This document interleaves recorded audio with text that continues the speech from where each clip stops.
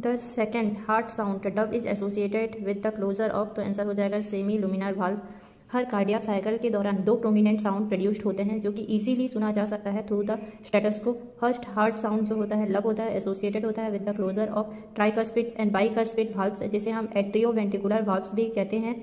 जबकि second heart sound dub associate होता है with the closure of semi lunar valves, या फिर इसे हम पल्मोनरी या एओर्टिक वाल्व्स के क्लोज होने पर होता है, ये भी बोल सकते हैं।